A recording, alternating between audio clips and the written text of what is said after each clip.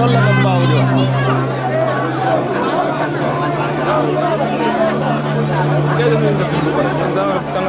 Sénégal la jëm.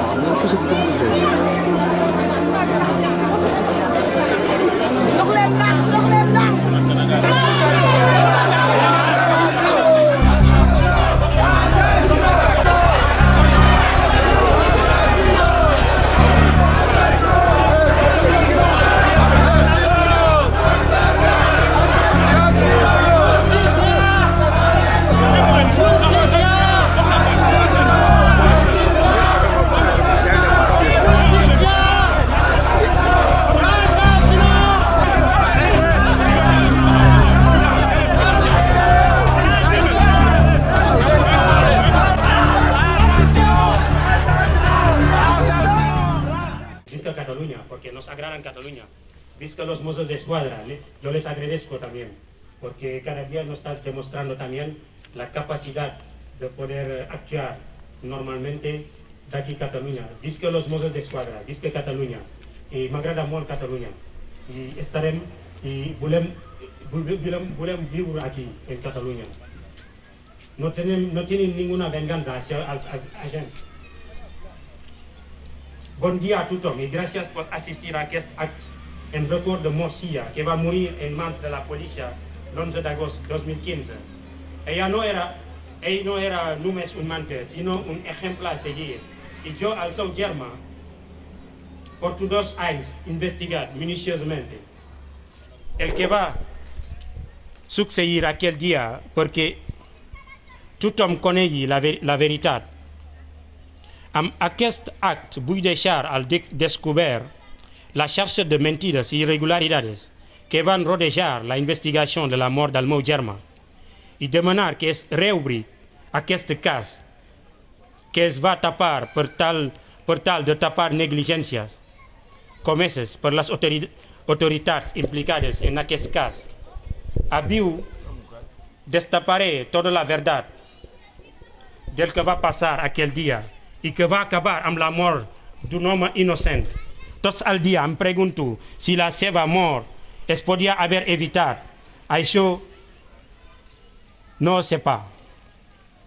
Però del que n'estic segur és de que si la policia hagués actuat com havia d'actuar el meu germà, probablement Abiu estaria entre tots nosaltres.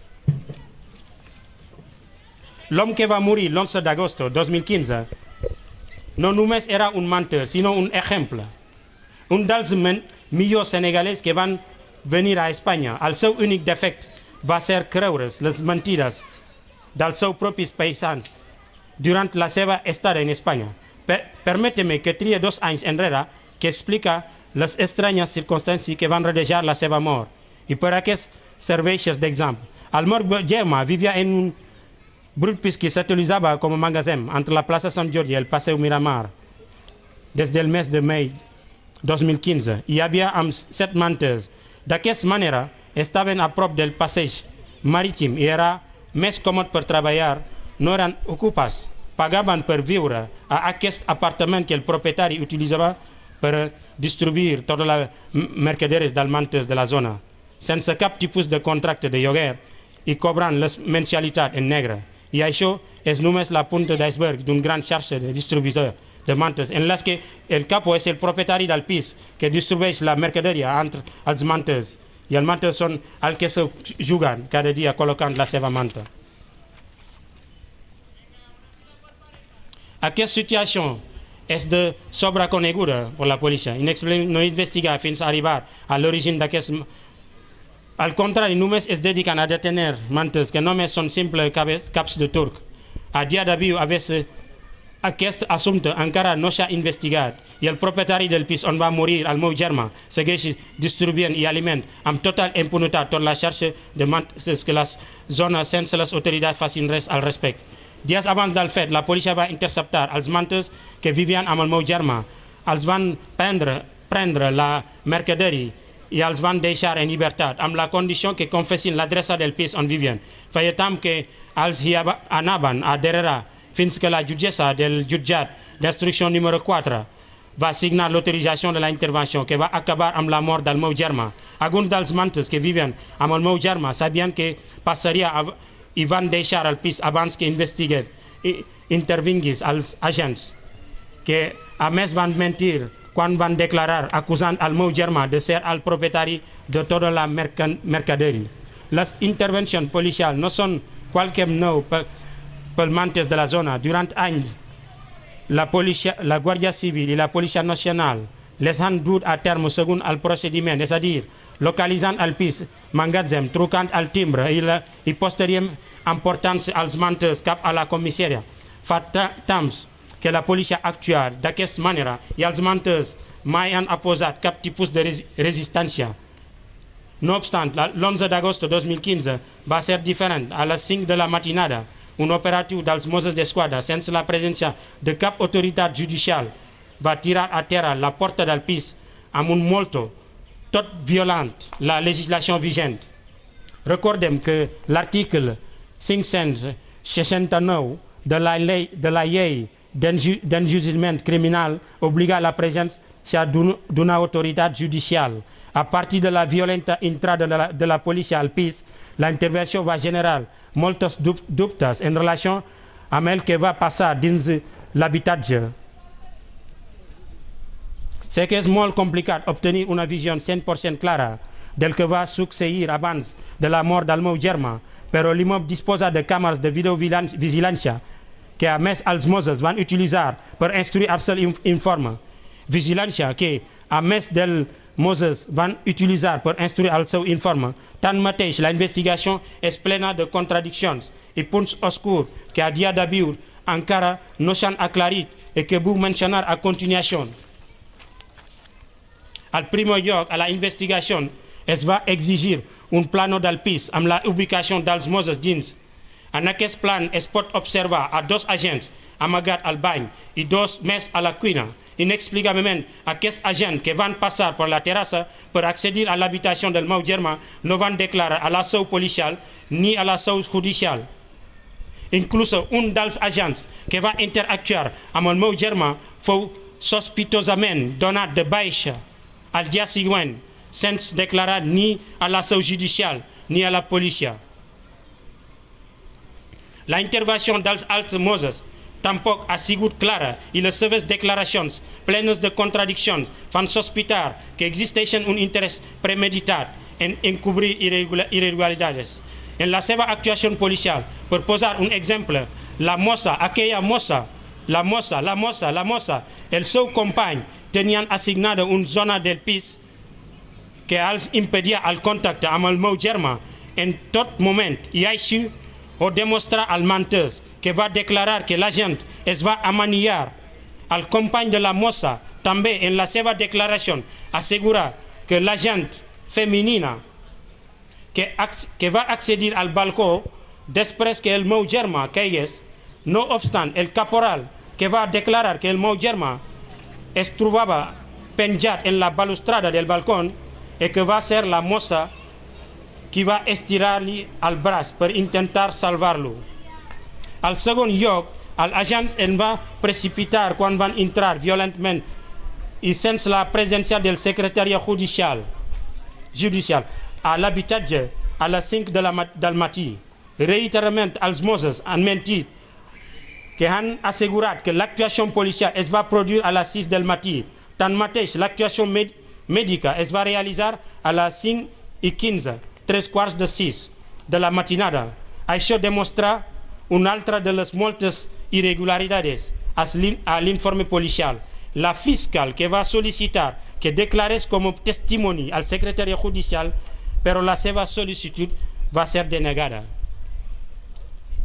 També els testimonis protegits han mentit deliberadament per motiu que desconeixo, que tal de tancar el cas, car exemple d'això és el testimoni protegit X o C d'igual, que va assegurar que ho va veure tot des de la cuina i que després va baixar al bar amb el testigo A i B.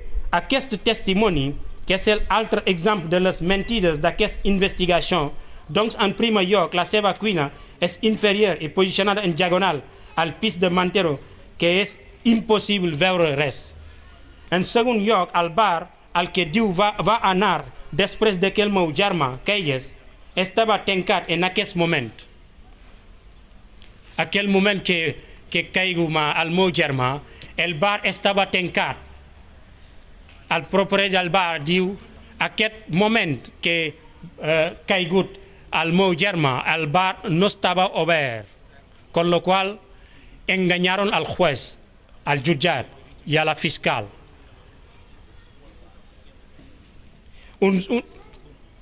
Recordemos que van certificar la mort del germà a las 5:15, aquel bar ordre a las 6:30, abre a las 6:30, con lo cual usted, si caigo a las 5:15, no podeu contar si tú estás a las 6 o a las 6:30.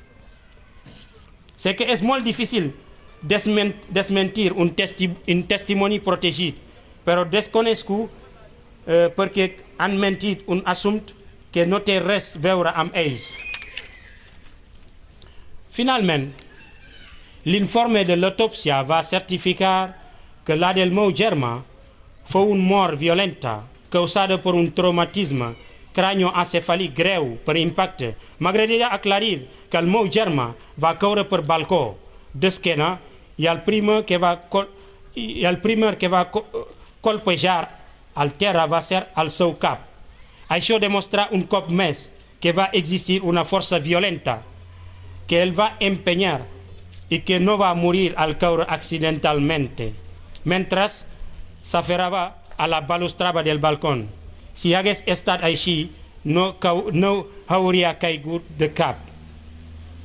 En la meva opinió, les autoritats que van dur al terme l'actuació i la posterior investigació va actuar de manera desproporcionada y negligente aquel dia o durant tota la investigació.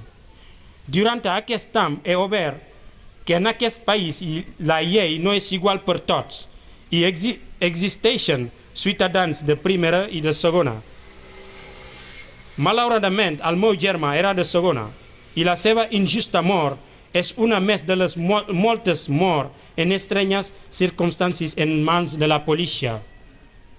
El meu germà va morir sol i desemparat. Ningú va fer res, ni el testimoni protegit, ni en compte d'ajudar a un home. Es van quedar sopedamente a la terrassa del bar gaudint de l'espectacle mentre prenien un tallat. Ni els mossos que van quedar a l'interior del pis com si la cosa ni tingués res a veure amb ell. Al meu país, d'això, o qualsevol país, d'això diu omissió de socor. Per aquí crec que se'ns diu el mort al clot i el viu al rebost. No estic demanant al cap de ningú agent. L'únic que vull és que la justícia, aquesta que ha de ser igual per a tot, condemni aquesta actuació i reprengui les investigacions amb una reconstrucció dels fets que deixi al descobert la veritat. Per això, des d'aquí demana la vostra col·laboració perquè la justícia reobri el cas, només per honrar la mort del meu germà, sinó perquè la policia actuï dins de la legalitat i no violentament i sense conseqüències contra els ciutadans. Fa 2 anys va ser el meu germà, però un fur podria ser qualsevol altre. Gràcies. I visca Catalunya, visca els Mossos d'Esquadra. No tenim vengança als agents. Només pedim justícia. Gràcies per tot. bi am serviette bi nii. xoolal fii la daanu. ñëwal ba pare nga ñëw xool fii. fii la daanu deret jaa ngi nii ñu ko doon raxas. gis nga lii yow yaa ci teg sa bët. deret jaa ngi nii gis nga ko nii. fii lay jógee 3e daanu deret jaa ngi nii ñu ko doon raxas. yaa ci teg sa bët. waaw ñun ñoo dëkk fële 3e. mooy bu mujj ba 5e bi bu mujj bi am barrière yi noonu. voilà léegi nag ci barrière yi lañ ko bëma mu daanu.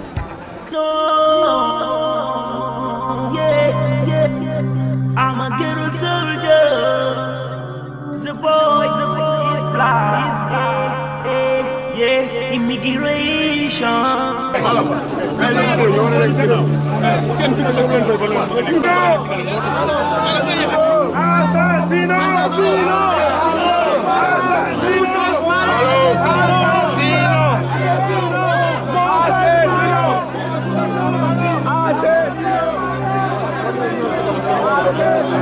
loolu la Bamba di wax.